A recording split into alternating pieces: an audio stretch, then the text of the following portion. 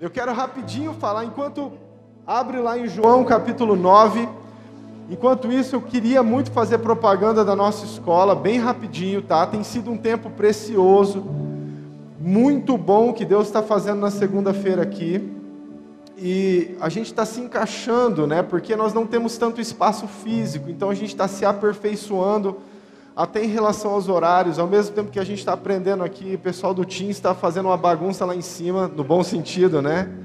Teams. E a gente está se equipando, irmãos, para tudo aquilo que Deus está fazendo. E essa escola está sendo muito legal.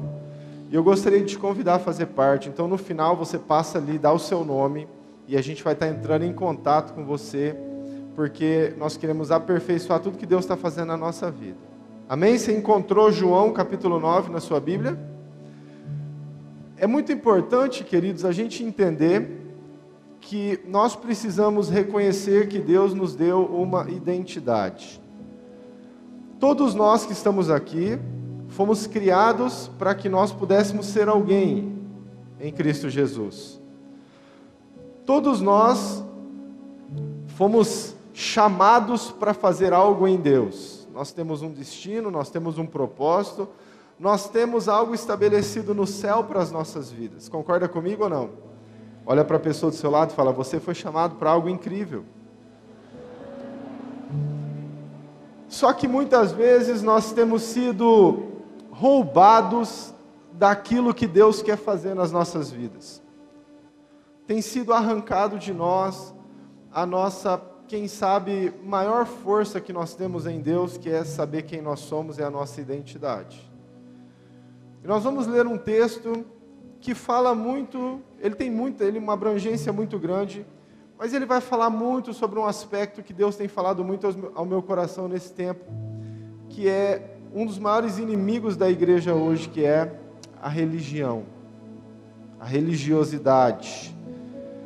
Como a igreja tem sido corrompida por uma mentalidade escravizada. E eu gostaria muito que você acalentasse o teu coração, porque algumas coisas que eu vou falar são muito fortes, mas eu quero, acima de tudo, que você saia daqui entendendo que Deus te chamou para algo que é poderoso. E que existe uma identidade no céu sua. E nós vamos ler a história de um cego que foi curado por Jesus. Nós vamos ler o capítulo todo de João 9, é um pouco extenso, e através dele a gente vai meditar um pouquinho sobre como muitas vezes nós estamos tendo uma mentalidade religiosa. Vamos lá? Se não tiver, a pessoa ao seu lado não está com Bíblia, por favor, se aproxime dela para que todos possamos ler. João capítulo 9, versículo 1 fala assim: caminhando Jesus viu um homem cego de nascença. E os seus discípulos perguntaram: mestre, quem pecou, este ou seus pais, para que nascesse cego? Respondeu Jesus: nem ele pecou, nem seus pais, mas foi para que se manifestem nele as obras de Deus. É necessário que façamos as obras daquele que me enviou enquanto é dia. A noite vem quando ninguém pode trabalhar. Enquanto estou no mundo, sou a luz do mundo. Dito isso, cuspiu na terra e, tendo feito lodo com a saliva, aplicou aos olhos do cego, dizendo-lhe: vai, lava-te no tanque de Siloé, que quer dizer enviado. Ele foi, lavou-se e voltou vendo.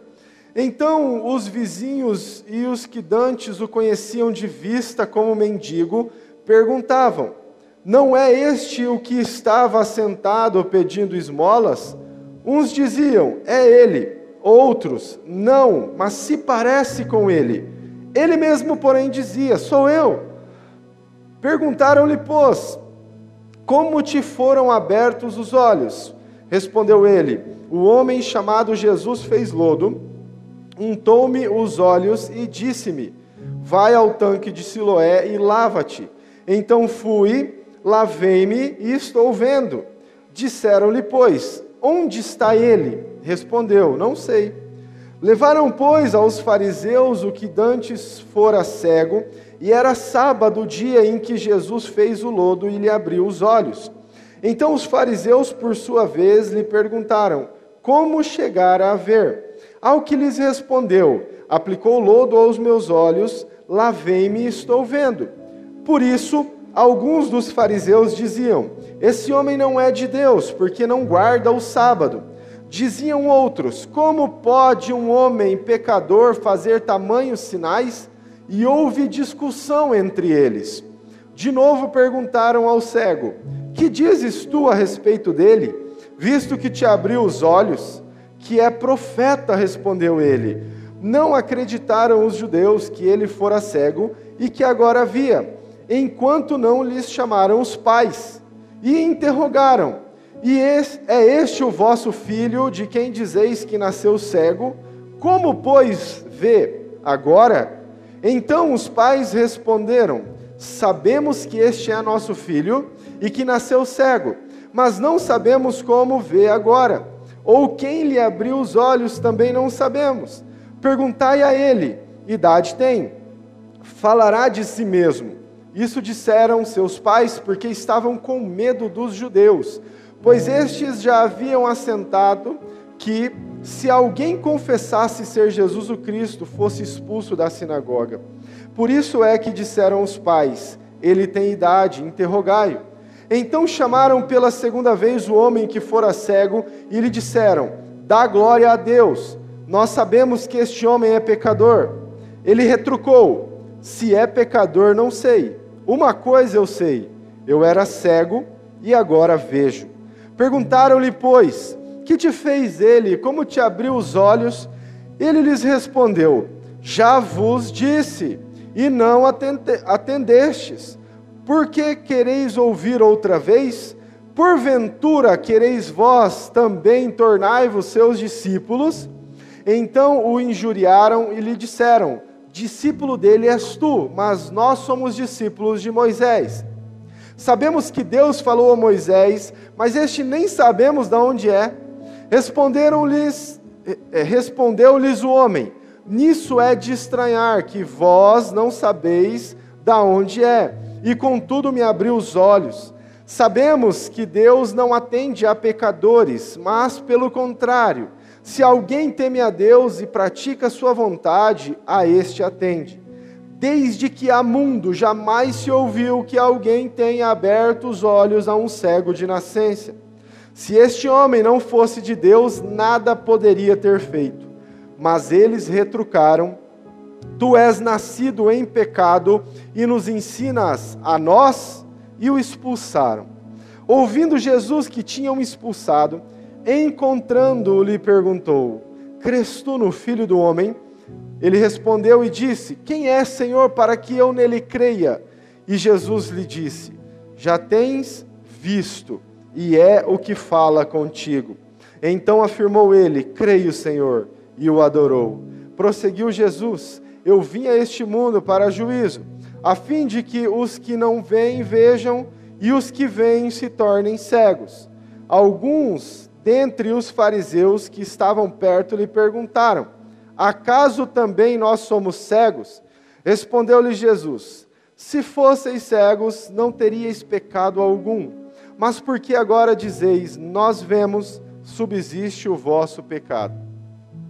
Senhor, nós queremos agradecer a Tua palavra, nós queremos bendizer e exaltar o Teu nome essa noite, clamando para que o Senhor venha de encontro aos nossos corações, trabalhe nas nossas vidas, de uma forma, Senhor, que nós venhamos a ter restauração, alinhamento, direção, e que o Senhor possa moldar as nossas vidas segundo o Teu coração. Nós Te louvamos, Te adoramos, bendizemos quem Tu és e pedimos que o Senhor fale e faça maravilhas na nossa vida nesta reunião, em nome de Jesus. Amém. Creio que todos nós, ou a grande maioria aqui, já tinha ouvido um pouco ou uma parte dessa história. Nós estamos falando de um cego, de alguém que nasceu dessa forma e foi curado por Jesus. É muito interessante, irmãos, porque nós vamos entender algumas características muito poderosas de como é que, de certa forma, Jesus está trazendo cura sobre as nossas vidas, da nossa cegueira, daquilo que o mundo muitas vezes tem feito cegar sobre as nossas vidas, e como em grande parte nós estamos preferindo continuar vendados.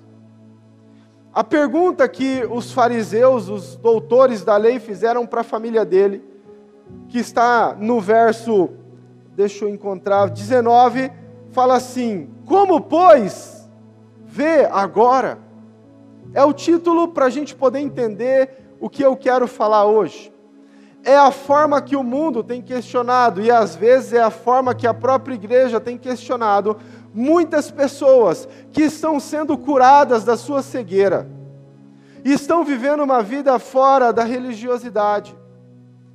Mas como eu estava falando antes de lermos esse texto, uma das maiores características daquilo que a religiosidade está fazendo na nossa vida é destruir a nossa identidade. É destruir aquilo que Deus quer fazer sobre as nossas vidas.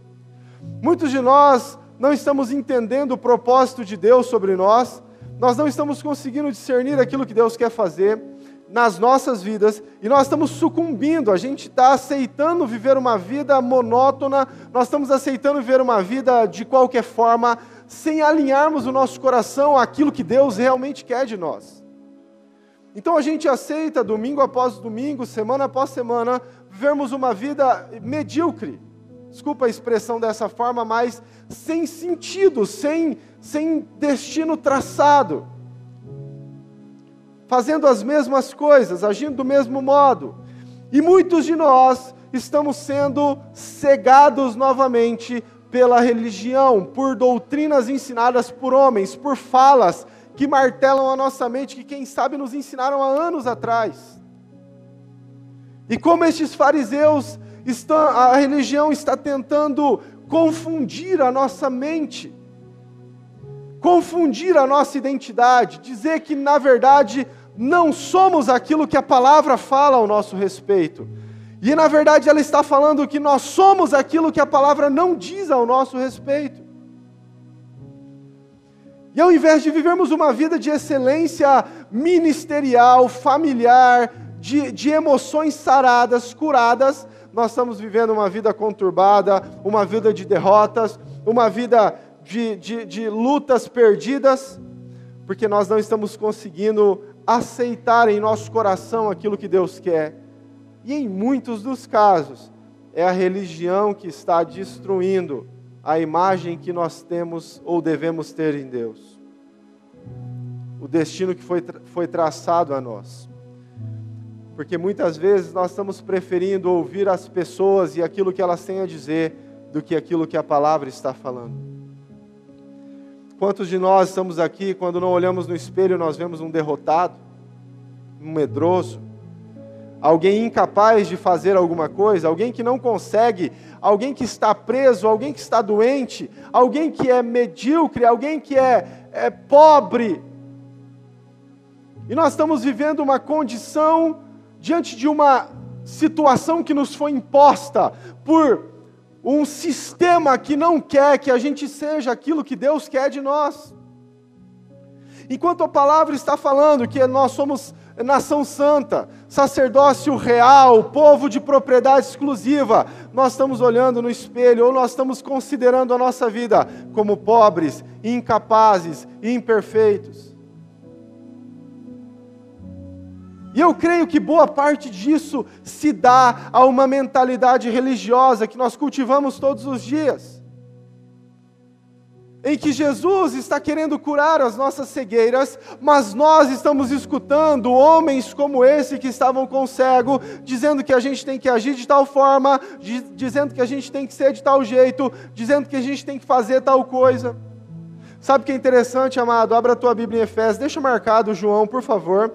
Abra a tua Bíblia comigo em Efésios, capítulo 2. Efésios capítulo 2 é um texto lindo. Ele nos deu vida enquanto estávamos mortos nos nossos delitos e pecados. E ele fala sobre a graça de Jesus sobre a nossa vida. E no versículo 10, ele fala de algo de muito poderoso. Esse versículo tem que ser gravado no nosso coração, tem que ser colocado no espelho do quarto. Porque toda vez que você olhar para o espelho, para quem é você, você tem que ler esse texto. Esse texto fala assim: pois somos feitura dele, criados em Cristo para boas obras, as quais Deus de antemão preparou para que andássemos nela. Bota a mão no teu peito e fala assim: eu fui criado por ele, eu fui feito nele. Só que a gente não consegue entender. Muitos de nós estamos achando que simplesmente fomos criados. Mas o texto está falando que nós somos feitura dele, nós fomos feitos nele desde antes da fundação do mundo. Você sabia disso? Você é alguém em Cristo Jesus. Nós somos feitura dele, criados em Cristo, porque Deus preparou obras para que nós andássemos, e Ele preparou há muito, muito, muito tempo atrás. Ele já havia lançado um chamado, um propósito, um destino, uma identidade sobre cada um de nós.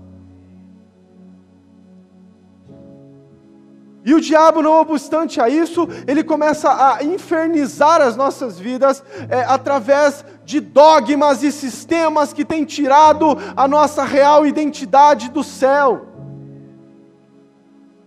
E o pior, irmãos, é que nós estamos aceitando viver essa vida. Existem algumas características muito fortes de uma pessoa que vive na religiosidade. E eu vou dizer uma coisa para você: todos estamos sujeitos a isto. O que tem que mudar é a nossa postura, a forma da gente entender aquilo que Deus quer fazer nas nossas vidas.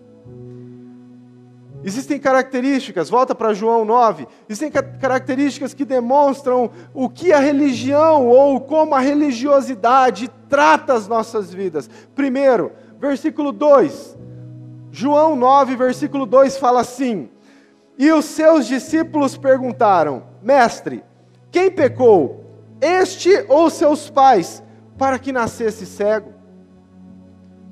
Primeira coisa que a religião faz na nossa vida é tentar achar culpado para aquilo que nós somos. Olha, você é um derrotado porque seu pai foi assim. Você é um derrotado porque alguém lá no passado te abusou. Você é um derrotado porque a tua mãe fez isso. Você é um pobre porque alguém um dia fez isso com você. E nós nos sujeitamos a condicionar a nossa identidade a um evento que aconteceu na nossa vida. Porque é isso que a religião quer. A religião quer que eu e você vivamos uma vida tentando achar culpados para aquilo que nós estamos sendo nesse tempo. Por que será que eu sou tão fraco? É culpa do meu pastor de anos atrás. Nunca me ajudou. Por que eu sou tão pequeno? É culpa de um tio meu que uma vez me abusou. É culpa, e ao invés de nós irmos rumo ao que Deus quer de nós estamos olhando para trás, tentando achar os culpados para aquilo que nós estamos vivendo hoje. Porque é isso que a religião faz na nossa vida. E sabe o que é pior? Muitos de nós estamos agarrados a esses culpados. Sabe, querido, a gente trabalha com cura interior, com processo de libertação, atendimento pastoral. E eu vou falar uma coisa para você: para que nós consigamos nos livrar de algumas coisas, é importantíssimo que a gente faça um mapeamento da nossa vida. Isso é inevitável. O problema, queridos, ou a diferença, é que quando nós fazemos um mapeamento, nós estamos tentando achar raízes, motivos que fazem a pessoa ser dessa forma, para que ela possa se curar. A gente não está tentando achar culpado para pôr o jugo sobre essas situações. Só que nós insistimos em viver uma vida derrotada, tentando culpar pessoas ou encontrar culpados para aquilo que está acontecendo. Eu sei que eu estou falando com você, querido, porque eu vivi assim. A religião faz isso nas nossas vidas. Quem foi que pregou Jesus para que ele nascesse cego? Queridos, olha que pergunta insensata. Como é que ele haveria de pecar antes mesmo de nascer para nascer cego? Não tem lógica. Mas a religião quer achar culpados. E fazer a gente ficar preso nessas situações. Fazer a gente, quem sabe, se sentir um pouquinho melhor, porque a gente achou quem foi que fez o problema acontecer. Jesus está curando as nossas cegueiras, mas nós estamos falando: Jesus, eu achei o culpado. Pronto, não precisa mais curar não. Eu vou ficar preso nessa pessoa aqui lá do passado, nessa situação, nesse líder, eu vou ficar lá. Porque a religião condiciona a nossa vida a ficar desse jeito. Mas não para por aí. Versículo 8 e 9, olha o que está escrito.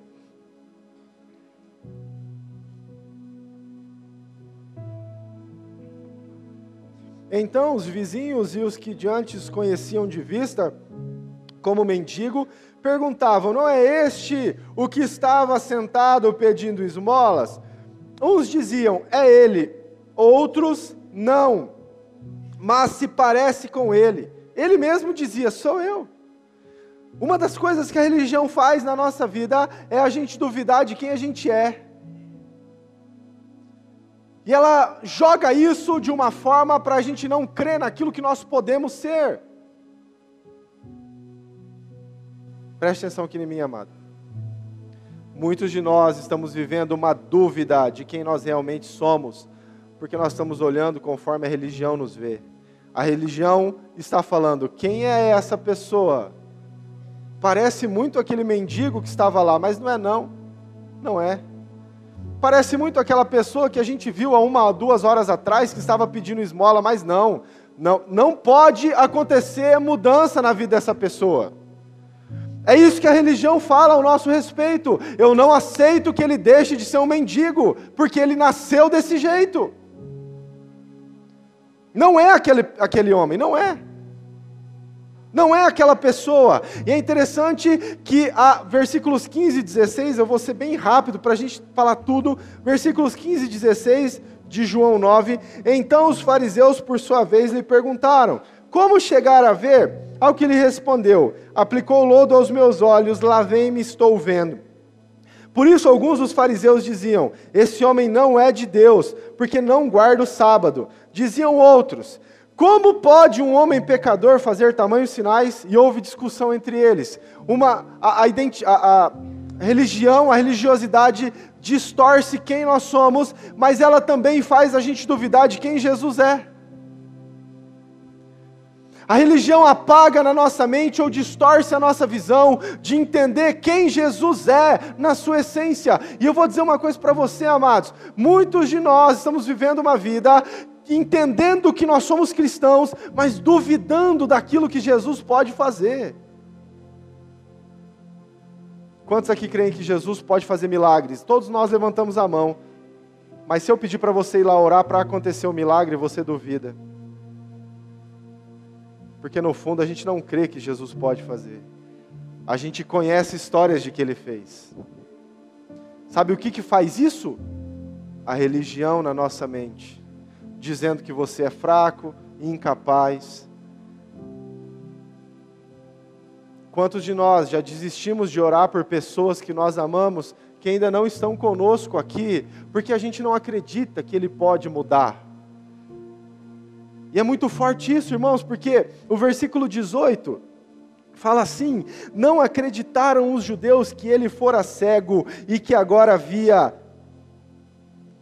Além de duvidar de quem nós somos, além de duvidar de quem é Jesus, a religião duvida da transformação que acontece nas nossas vidas.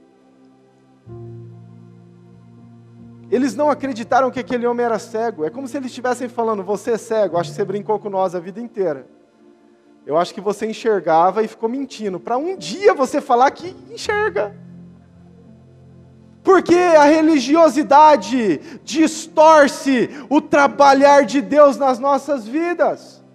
Ela nos faz duvidar, ela nos faz não crer na obra que Jesus está fazendo. Mas eu vou dizer uma coisa para você, querido: aquele que começou a boa obra é fiel para cumprir. E não tem como a religião romper com isso. O grande problema, querido, é que Jesus está disposto a nos levar ao final da corrida. Só que nós estamos dispostos a ficar olhando para os culpados. E aí a gente está vivendo uma vida refém da religiosidade, que está duvidando daquilo que Jesus está fazendo na nossa vida. Sabe como que a gente identifica isso? é quando você se vê, ou quando você pensa algo a teu respeito, e você fala assim, não, mas eu acho que Jesus não me transformou. Eu estou tendo os mesmos pensamentos. Sabe a pessoa, querido, que eu não quero te julgar de forma nenhuma, mas sabe a pessoa que já aceitou Jesus 18 vezes? Todo apelo ela vem. A gente sabe que tem apelo, querido, que é de restauração, de renovação, e eu recomendo que você venha em todos eles. Mas tem pessoa que toda vez que faz o apelo de aceitar Jesus, ela corre lá na frente, porque ela pensa assim, eu acho que eu não aceitei Jesus direito, não mudou nada,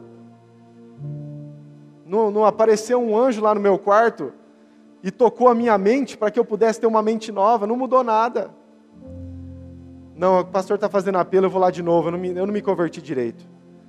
E aí vem, chora e tal, e vai embora, e aí a primeira semana passa, e fica no gás, e a gente gosta, né, de estar no gás, mas depois os problemas que são quase que os mesmos, corriqueiros, começam a acontecer na nossa vida, e a gente começa a ter as mesmas derrotas. E aí logo, logo alguém vai fazer outro apelo, e você vai falar o quê? Eu vou lá de novo, cara, eu não me converti direito. Porque a gente duvida da transformação que Jesus está fazendo na nossa vida. Porque muitos de nós, ao invés de estarmos crendo naquilo que Jesus está fazendo, nós estamos olhando para a religiosidade no nosso coração, dizendo que Jesus não pode transformar vidas. Quer um exemplo? A pessoa sai de um encontro, ou sai de um acampamento, ou sai de uma reunião, e ela sai muito eufórica, e ela pensa e ela fala, nossa, eu estou transformado. Aí o irmão chega e fala, você vai durar uma semana.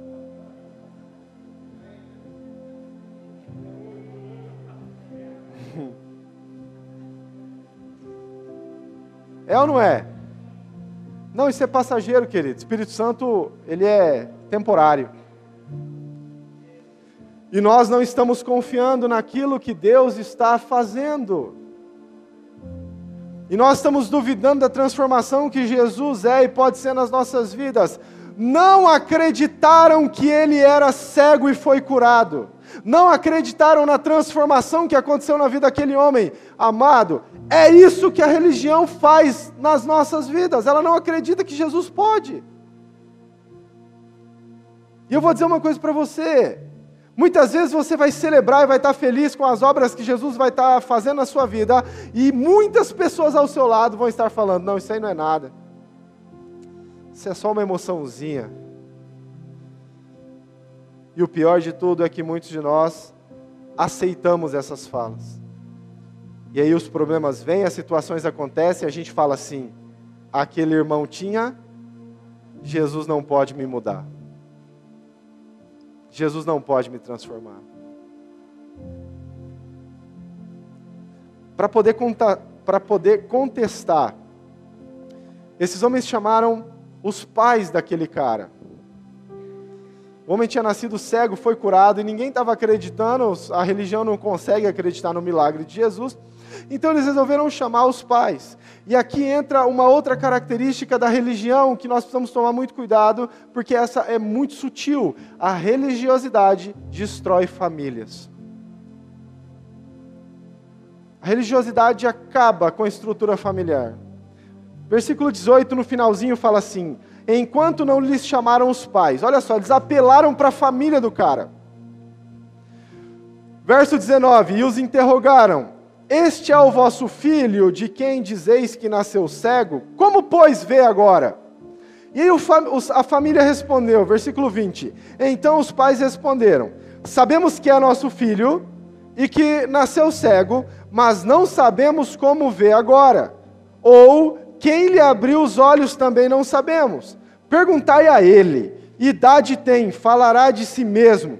Isso disseram seus pais porque estavam com medo dos judeus, pois estes já haviam assentado que, se alguém confessasse a Jesus o Cristo, fosse expulso da sinagoga. Por isso é que disseram os pais, ele tem idade, interrogai-o. Os caras chamaram os pais daquele ex-cego para poder estar ali na presença dos fariseus e começaram a interrogar, é seu filho mesmo? Ele era cego mesmo? Quem foi que curou ele? Como que ele vê agora? E os pais com muito medo, e a Bíblia explica o porquê, com muito medo, ao invés de se comprometerem com a sua família, ao invés de aceitarem o milagre que tinha sido feito, de se posicionarem e falarem, ele está sendo transformado, ele está mudando, Jesus trabalhou na vida dele. Ela não conseguiu. Olha, a gente sabe que ele é cego, ele é nosso filho. Agora, como isso aconteceu, ele tem idade, pergunta para ele. Sabe o que a família estava falando? Eu não estou disposto a perder o meu cargo aqui dentro do templo para poder defender o meu filho. Porque se for para escolher entre ser expulso da religião e viver com Jesus e os milagres que ele tem feito, nós vamos ficar com a religião. Agora eu vou dizer para você, queridos, como muitos de nós estamos sutilmente fazendo isso. A família é o bem mais precioso que Deus pode ter colocado na tua vida. Quer você tenha nascido na família que você gosta ou que você não gosta. O bem mais precioso que Deus colocou nas suas mãos é a tua família. Só que muitos de nós estamos decidindo focar mais nas coisas da igreja, nós estamos decidindo focar mais nos ministérios do que nas nossas casas. Deixa eu dizer uma coisa para você, pai, mãe, que você que está aqui. A maior função e o maior poder que Deus te deu foi de lançar e traçar o destino dos seus filhos. Nada é mais poderoso do que isso. Só que muitos de nós, para que a gente tenha cargos dentro da igreja, para que a gente possa se mostrar ou mostrar quem nós somos dentro da igreja, nós estamos abrindo mão da nossa família. Já não importa o que os filhos assistem, já não importa o que os filhos estão vendo, desde que eu tenha tempo para fazer aquilo que eu quero e crescer dentro do ministério.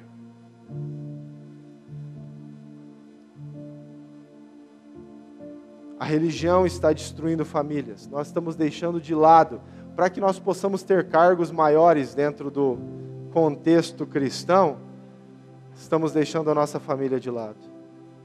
Quantos de nós não olhamos os nossos filhos e falamos, não tenho tempo para você agora, eu tenho que fazer a célula, eu tenho que estudar para tal coisa. O problema é que isso tem se propagado, irmãos. E os dias estão se passando e nós não estamos cuidando da nossa família. E para que nós possamos ser alguém dentro da igreja, nós estamos ignorando a igreja mais poderosa que Deus nos deu, que é o nosso lar.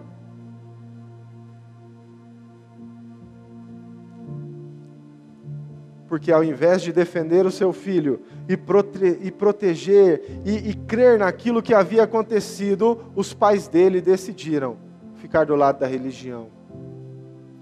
Pai, você que está aqui, quantas vezes você já decidiu ficar do lado da religião ao invés de proteger seus filhos? Só para que você pudesse receber uma estrelinha do seu líder.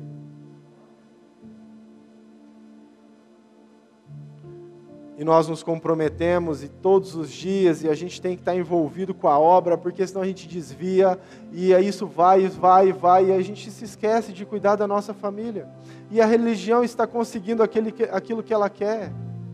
E o diabo está introduzindo nos nossos corações aquilo que ele quer, destruir a melhor igreja que Deus nos deu, o nosso lar. Nós vemos aqui uma família que decidiu, para não ser expulso, ficar do lado da religião, ao invés de proteger o seu filho. É tão interessante, queridos, porque no finalzinho do versículo 34, esse menino, ou esse rapaz, ou velho, ele foi expulso daquele lugar.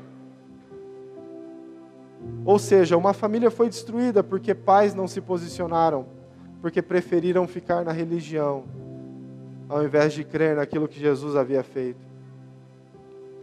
Mas não para por aí, irmãos. Versículo 24.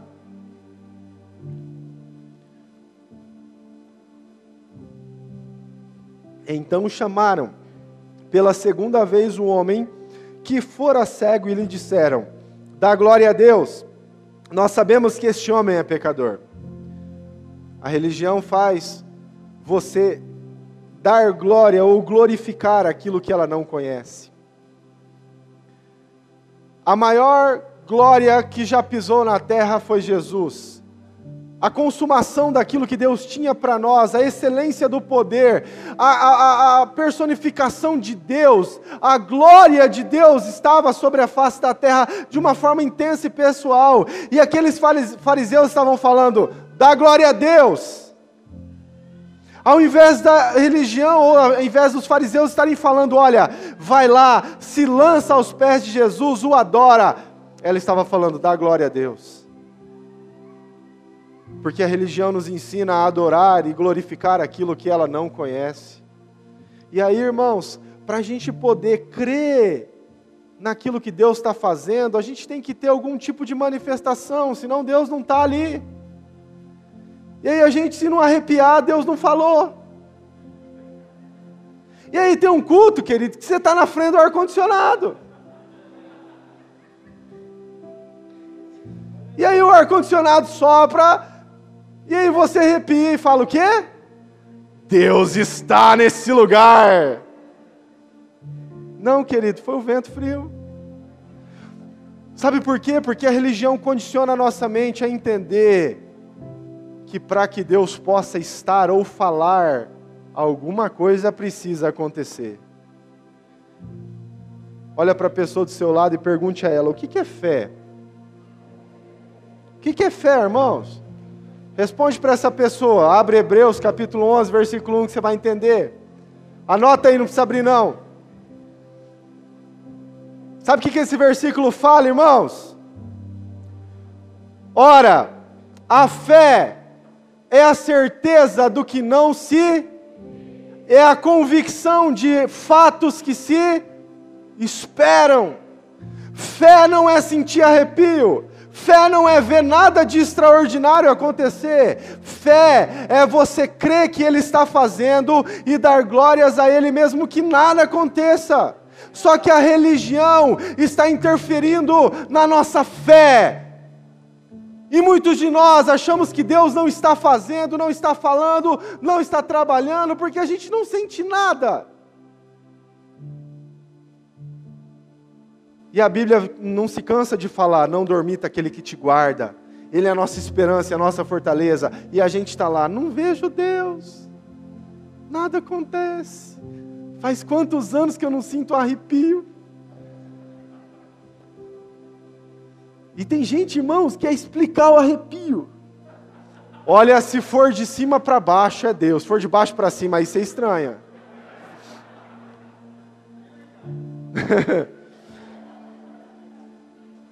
Porque, queridos, a gente tem a mania de querer explicar ou sintetizar uma adoração significativa para Deus, mas através da religião a gente não vai conseguir. E aí a gente entra na última parte do que eu quero falar sobre religião, que está no verso 34. Mas eles retrucaram, tu és nascido todo em pecado, e nos ensinas a nós, e o expulsaram. A religião vai te expulsar da presença de Deus. A religião vai te expulsar da presença de Deus. O templo foi feito para que a igreja pudesse se reunir, adorar ao Senhor, louvar a Deus. E aí aqueles homens olham para aquele cego, ex-cego, falam assim, a gente não crê no que Jesus fez na sua vida, saia daqui.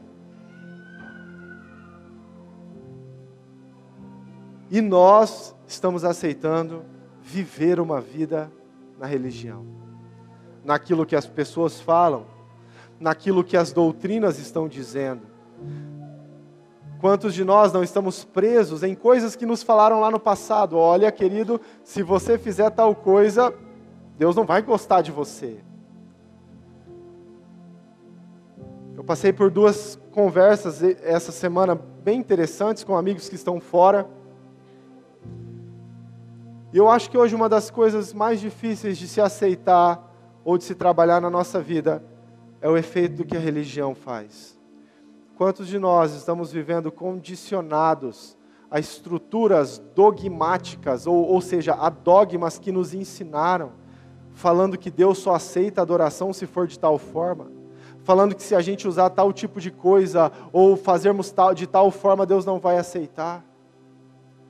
Olha, amado, porque se você estiver de bermuda na igreja, o Espírito Santo não se manifesta. Ele é um espírito de calça comprida.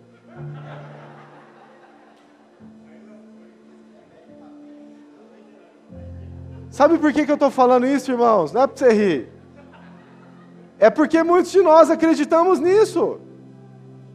Muitos de nós achamos que se não fizermos o rostinho de adorador e levantar a mão, a gente não adorou.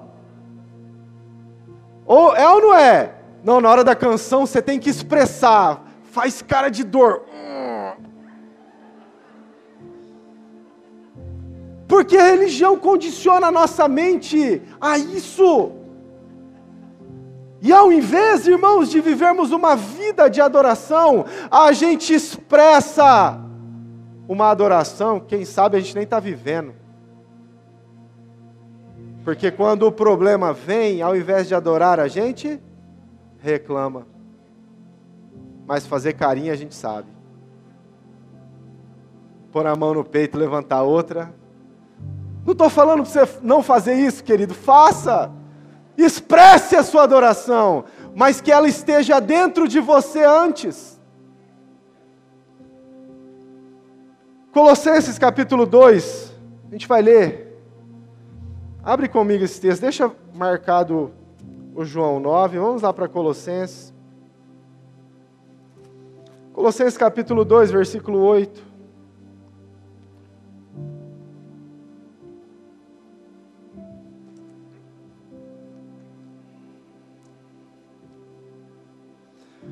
Olha só o que esse texto fala.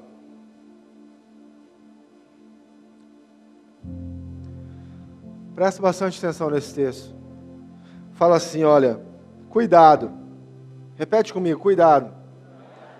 Cuidado que ninguém vos venha a enredar por filosofias e vãs sutilezas, conforme a tradição dos homens, conforme os rudimentos do mundo, e não segundo a Cristo, porque nele habita corporalmente toda a plenitude da divindade. Cuidado, para que a religião não entre na sua mente, no seu coração, e te conduza por aquilo que pessoas falaram, que na verdade não é a essência da palavra. Cuidado, para não ir conforme aquilo que os homens estão falando, e não conforme aquilo que Deus está falando. E preste atenção no que eu vou te dizer, amados, nós trabalhamos com aconselhamento de discipulado 1 a 1 na igreja. Eu não estou falando que você deve ignorar agora o que seu discipulador falar para você, eu não estou falando que você tem que ignorar o que a sua liderança fala, em momento nenhum eu estou dizendo aqui que você tem que ir contra aquilo que as pessoas estão falando sobre a tua vida. O que nós precisamos diferenciar é se nós estamos conforme a palavra ou se nós estamos totalmente voltados apenas àquilo que homens têm falado da nossa vida. Não temos relacionamento com a Bíblia, só vamos diante daquilo que as pessoas falam. Vou dizer uma coisa para você, os humanos erram. Quer dizer, pastor, então que eu não posso mais ouvir aquilo que a liderança fala, aquilo que o discipulador fala. Não, você deve ouvir, desde que isso esteja firmado na palavra de Deus. A voz que você mais tem que ouvir na tua vida é a dele. Continua o texto. Versículo 16, de Colossenses 2, fala assim: ninguém, pois, vos julgue por causa de comida e bebida, ou dia de festa, ou lua nova, ou sábados, porque tudo isso tem sido sombra das coisas que haviam de vir, porém o corpo é de Cristo. Ninguém se faça árbitro contra vós outros, pretextando humildade e culto dos anjos, baseando-se em visões, enfatuado sem motivo algum na sua mente carnal, e não retendo a cabeça, da qual todo o corpo suprido e bem vinculado por suas juntas e ligamentos cresce o crescimento que procede de Deus. Esse texto, Paulo está falando para a igreja de Colossenses, está falando, olha, cuidado para não ser guiado pelas mentes humanas, cuidado para não se enredar e não ir atrás de direção daquilo que os homens estão falando. Ninguém pode julgar aquilo que está acontecendo na sua vida, mas a religião vai tentar julgar aquilo que está acontecendo na nossa vida. Eles fizeram isso com aquele cego. Nós julgamos você, você não foi curado. No meu coração você ainda é cego. Jesus não fez nada na sua vida. Mas eu estou vendo, não interessa. Para mim você não vê. É isso que a religião faz, irmãos. Jesus está transformando a minha vida. Não, na religião não está não, querido. Não está, não pode. Você sempre vai continuar sendo pobre, sempre vai continuar sendo fraco, porque é isso que a religião fala ao teu respeito. Não, mas eu me sinto forte. Não interessa o que você sente. Eu me sinto curado, não interessa o que você sente não. A religião vai dizer que você não é aquilo que você realmente é. E a gente está aceitando viver essa vida, irmãos. Só que às vezes a gente lê um texto como esse aqui de Colossenses e a gente pensa assim, ó, poxa, se ninguém pode me dar a direção, ninguém manda em mim, eu vou fazer o que eu quero. E aí a gente usa até versículos bíblicos, porque foi para a liberdade que Cristo nos libertou. Uau! É ou não é? Eu sou livre. Livre para correr. Eu sou livre, então eu faço o que eu quiser. E aí aqui entra, irmãos, as últimas palavras que eu vou estar falando sobre essa ministração. É você entender que Jesus te chamou para a liberdade na santidade. Para uma cura verdadeira. Para limpar os teus olhos, para que você enxergue. E para que ninguém tire de você aquilo que Ele fez de verdade. Se você abrir a tua Bíblia em Gálatas capítulo 5,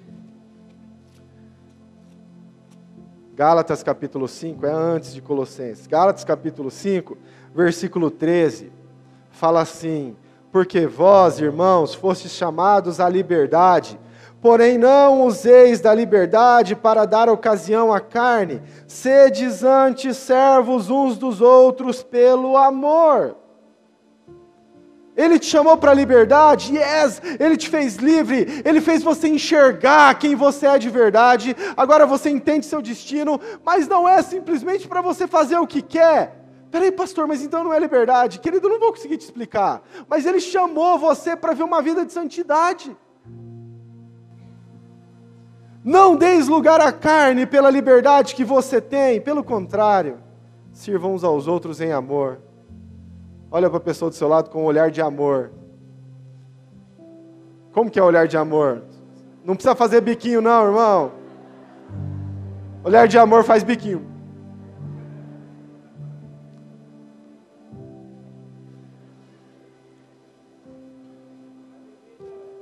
Segunda Pedro, 1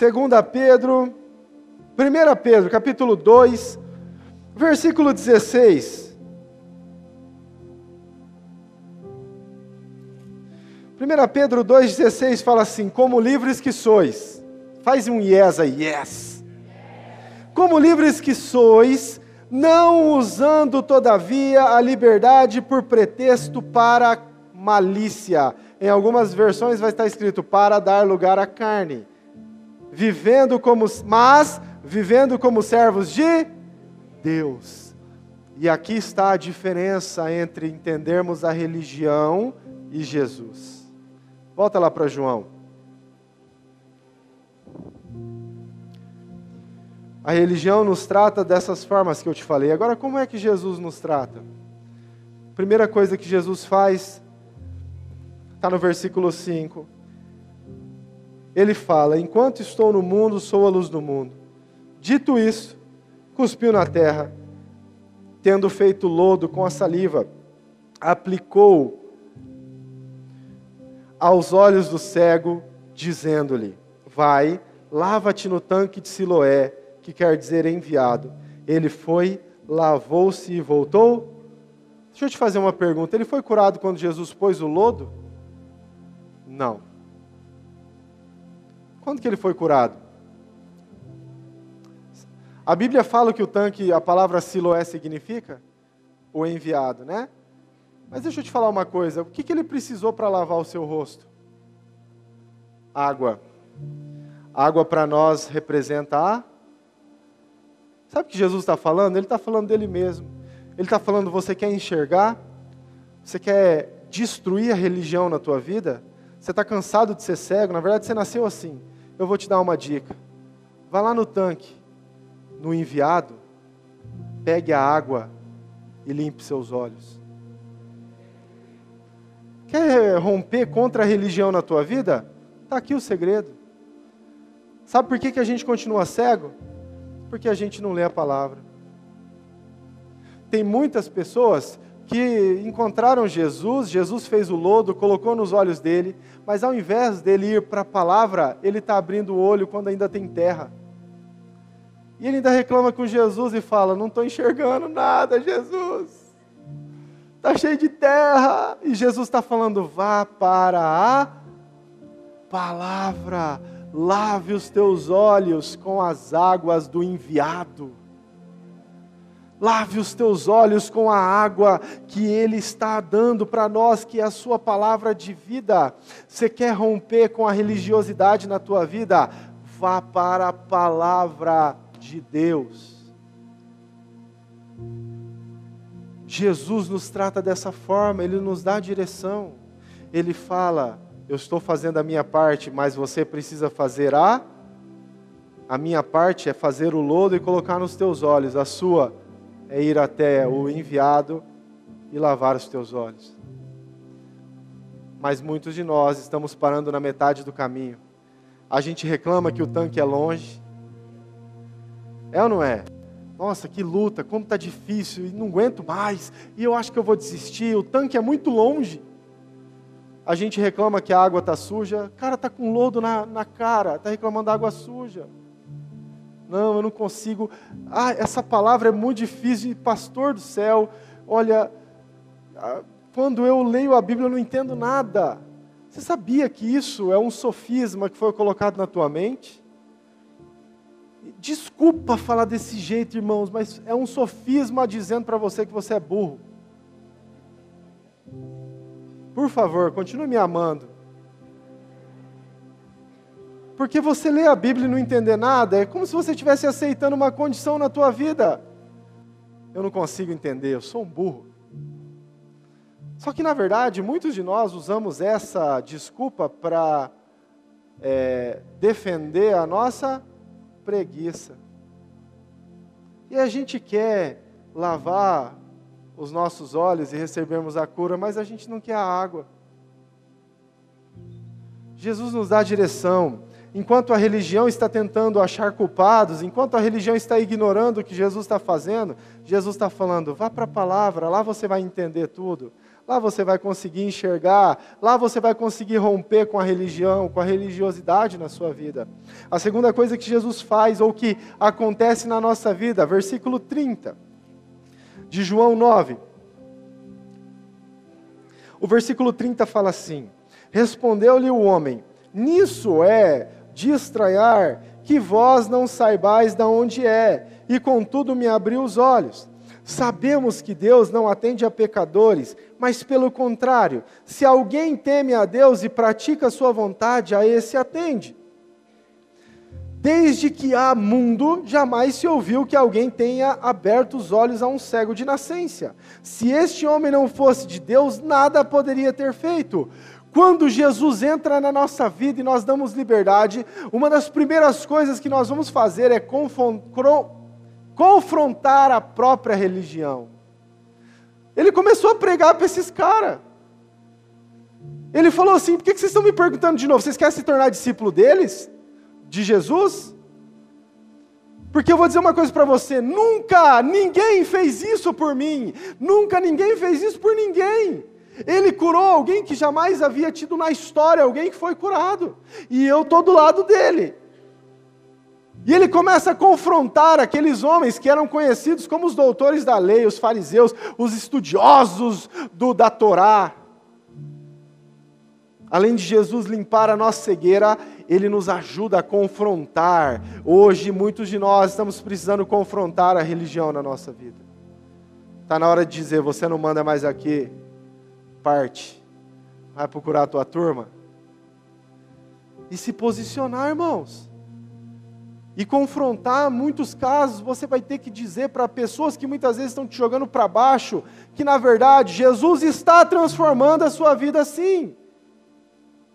Que Ele está fazendo a obra dEle, que não é mais tempo de procurar culpados. Romper com essas identidades que a religião traz para nós. Mas interessante que Jesus não para por aí. Lembra que Ele foi expulso? Lembra o versículo 34 lá? Então eles retrucaram, né? Ainda fica bravo, nascido és tu no pecado, e quer nos ensinar, e expulsaram ele dali. Olha o versículo 35 que fala: ouvindo Jesus que ele havia sido expulso, foi procurar ele. Está escrito encontrou na sua Bíblia? Quando a gente encontra alguma coisa é porque a gente estava... Jesus ficou sabendo que aquele homem tinha sido expulso. Ele falou assim, eu tenho imaginado o seguinte, cara, ele foi lá, a religião não deu conta, peraí. E a Bíblia fala que Jesus o encontrou. Quando a gente decide romper contra a religiosidade na nossa vida, Jesus vem de encontro àquilo que nós somos. Ele vai te procurar. Ele vai ir até você, ele vai querer falar com você. Ele vai falar, cara, ele não aceitou ser guiado pela religião. Ele não aceitou viver uma vida de escravo. Ele não aceitou viver condicionado a estruturas. Não, peraí. Eu vou lá que eu preciso conversar com ele. E aí ele chegou naquele homem e falou, você acredita no Filho do Homem? E é interessante, irmãos, que a frase que Jesus usa depois, versículo 36, o homem responde, quem é Senhor para que eu creia? E aí Jesus tem uma fala que eu acho muito interessante. Jesus fala assim, já o tens visto. Ele está falando para um ex-cego.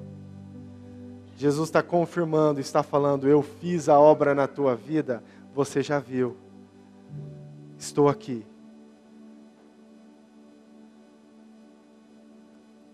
Sabe o que é interessante, irmãos?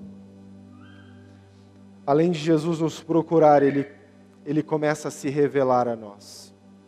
De uma forma que a religião nunca vai fazer. Isso é tão poderoso, que no final do versículo 38, ele afirmou, o rapaz afirmou, creio, Senhor, e o adorou.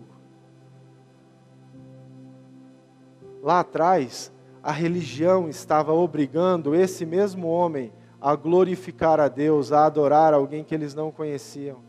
Estava tentando incentivar ou ditar regras para que ele vivesse uma vida de adoração falsa.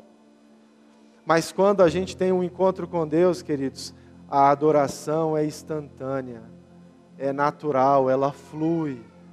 Porque Jesus está guiando as nossas vidas. A gente não vai adorar por obrigação. A gente não vai adorar porque as pessoas estão mandando a gente adorar. Pelo contrário, nós vamos adorar porque nós estamos face a face com Ele. Infelizmente, amados, nós estamos aceitando, estamos nos sujeitando a ver uma vida na religiosidade. Vários de nós estamos vivendo uma vida que já não condiz com os valores e princípios de uma igreja poderosa, de uma igreja autêntica. Isso é tão forte que a cada dia que passa, parece que a gente se preocupa menos com aquilo que Deus tem para fazer. Nós estamos vivendo a nossa vida sem se importar com aquilo que Jesus fez ou está fazendo. Por mais que a gente já tenha sido curado, a gente está colocando as vendas novamente nos nossos rostos. A gente está aceitando se sujeitar novamente à condição de cego, sendo que Jesus já nos deu a cura. E aí a gente está preferindo trocar valores eternos por coisas momentâneas, por cargos dentro de uma igreja, por status, para as pessoas poderem olhar para nós e ver que nós realmente somos os poderosos, e a gente veste a nossa capa de crente para ir para a igreja. Mas quando está lá fora, a gente não faz a diferença. Mas sabe o que eu tenho visto ultimamente, irmãos? É que até aqui dentro a gente já não está mais fazendo a diferença. A gente já não se preocupa mais uns com os outros.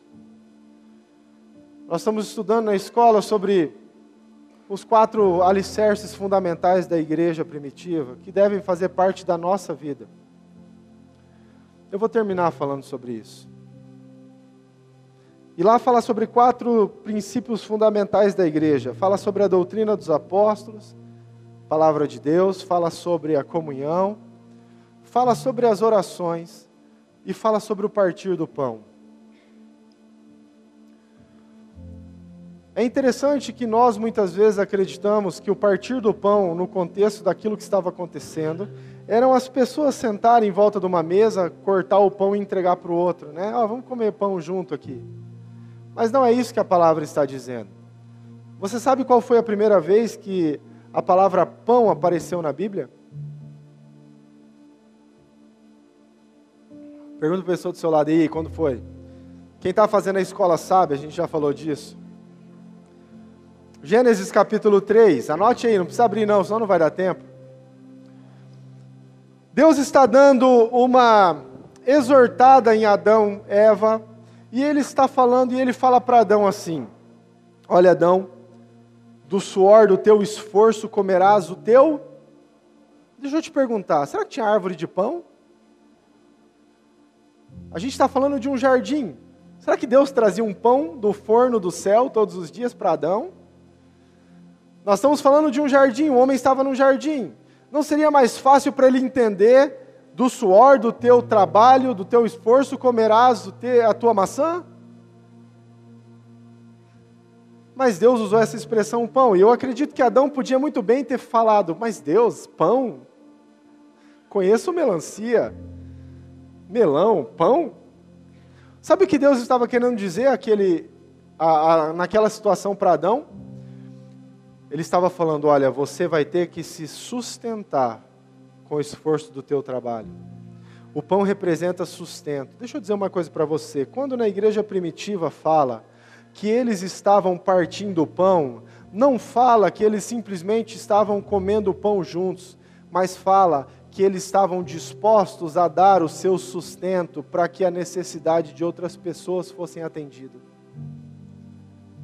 Faz parte dos 4 elementos principais de uma igreja. Irmãos, nós hoje somos tão religiosos que a gente já não se preocupa mais com a necessidade de quem está do nosso lado, porque a gente pensa em crescer e crescer e crescer. Porque a gente está mais preocupado em enriquecer do que olhar para a condição das pessoas que estão na nossa célula, estão próximos de nós.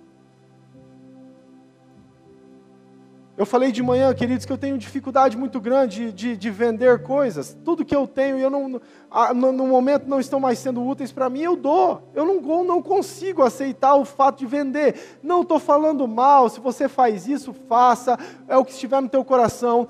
Mas muitos de nós estamos usando as pessoas para beneficiar o nosso ego. E ao invés de sermos uma igreja que parte o pão, disposta a dar o sustento para que outros possam ser edificados, nós estamos ganhando na costa das pessoas. Peraí, pastor, você está falando para mim não vender mais as coisas e tal? Querido, faça o que estiver no teu coração.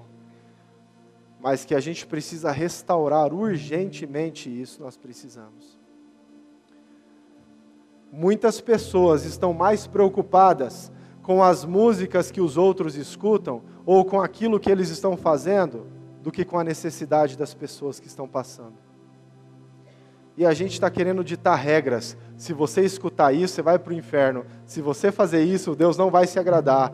Mas eu não atento a minha vista para as pessoas que estão necessitadas. Religioso.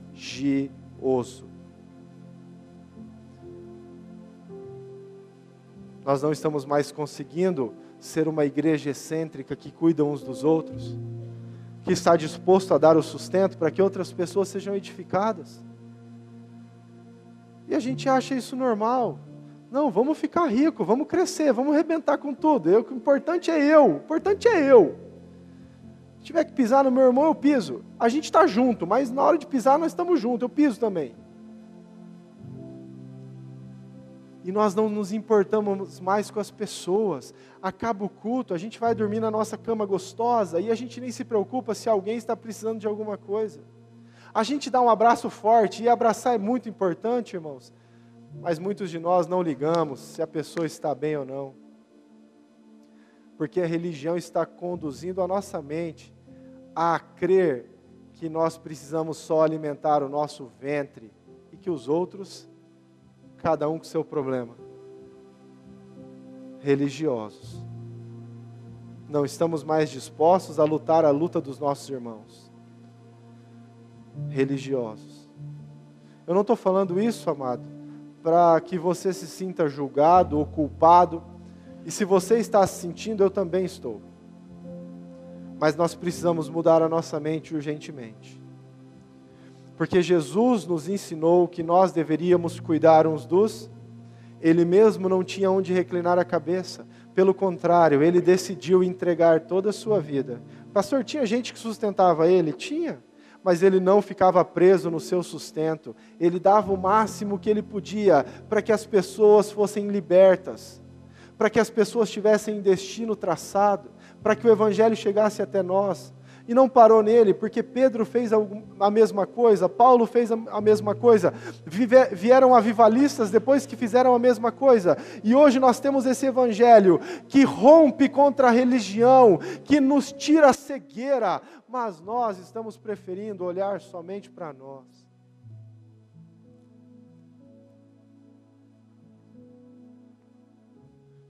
Estamos aceitando viver diante da religião. Mas Jesus hoje quer abrir a sua vista. Queria que você ficasse em pé para a gente orar.